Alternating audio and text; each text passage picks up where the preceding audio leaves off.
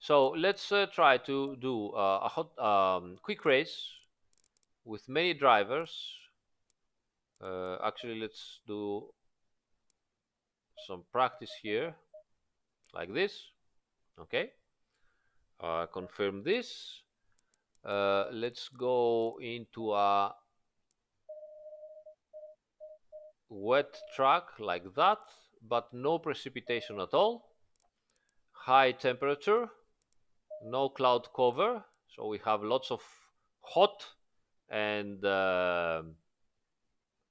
lots of sun, because everything is simulated. If you have sun and hot temperature, the track will dry out sooner. Okay.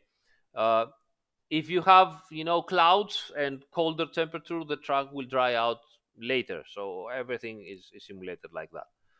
So let's put this somewhere about 34. Some standing water, and okay, let's go in.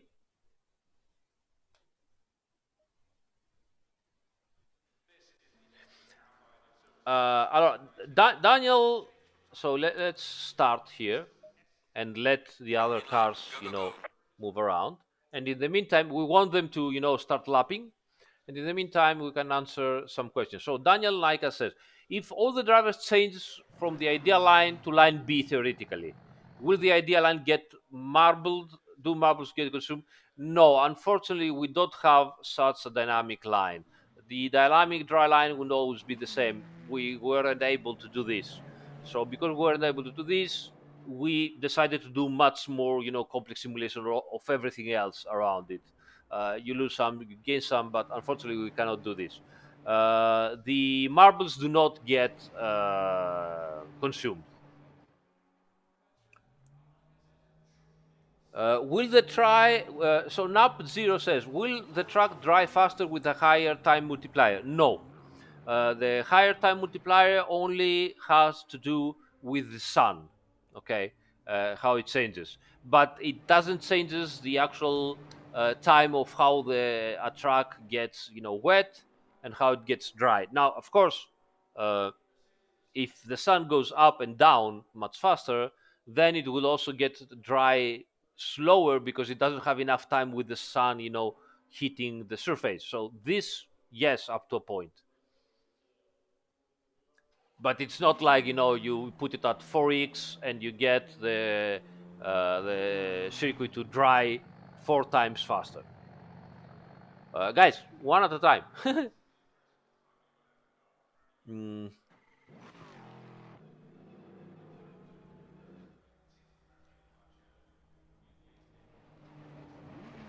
yes, Arvol, the water that is raining and not on the ground. It is connected. When it's raining, you also get some slower, some more aerodynamic drag actually. So you get a little bit slower top speed, lower top speed.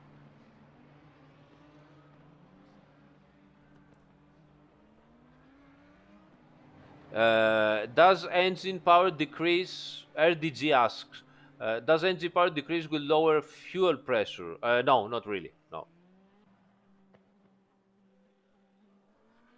Well, the time multiplier obviously multiplies, how the sun goes up and down. So it does influence what happens during the day. The day is shorter, so whatever has to change, it's gonna change faster. Let's see what is going on here. Let's see if I can switch to a different car. Okay, let's follow the cars and see if they manage to uh, dry up the line, because this is what we want to do. Does ambient temperature affect horsepower? Absolutely yes. Ambient temperature affects horsepower. Altitude affects horsepower. It also affects uh, atmospheric pressure, and so that means it also affects aerodynamic drag and lift. So if you have a hotter conditions means that you generate less drag and less downforce than what you generate in colder conditions, and in high altitude, again, the same.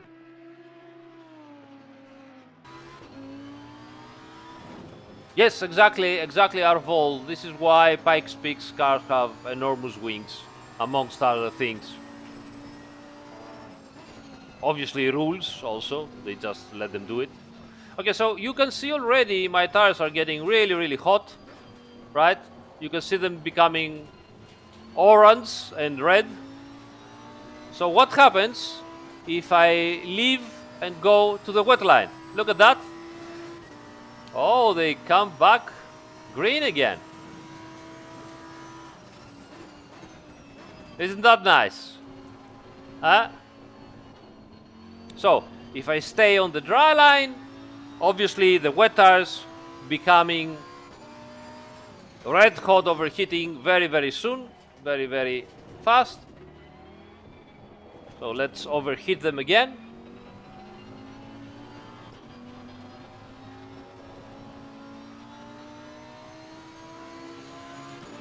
Okay.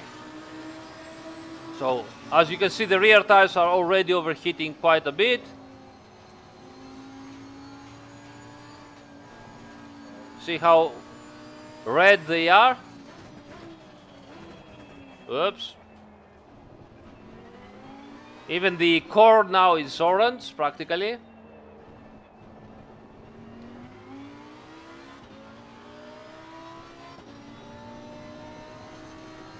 And now let's move to the wet line and see the surface instantly becoming green. Can you see the surface becoming green? Ah, whoops. Yeah, thank you so much. But obviously I've braked in the middle of the turn, almost stopped, so what did you expect? So again, let's see this. Tires are completely red right now. So let's go to the wet line.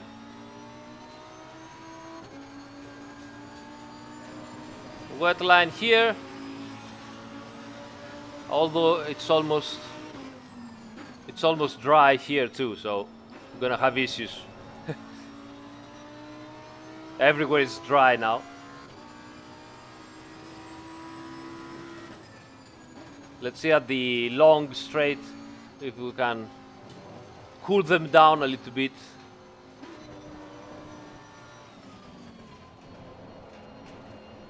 Okay, so tires are extremely hot right now. And now let's go over here and see the surface. It's getting green already. You see the surface of the tires? Green, completely green.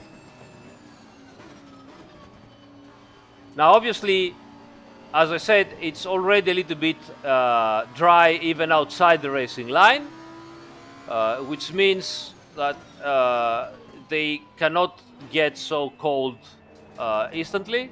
If we had more rain, you would see if the surface was much more wet, you would see the tires going green very, very fast, very, very fast. Obviously, the same thing happens on the contrary. So, if I get here the aggressive setup with slicks, okay. So aggressive setup with slicks. So, right now we are with slick tires on the wet surface, and you can see the slick tires becoming cold and completely, as you can see, blue. So let's go here. You can see the surface of the slick tires becoming completely blue. It's going even towards the dark blue here. Okay, now let's try and follow the racing line, which is drier, and see if we can raise a little bit the surface temperature of the slick tires.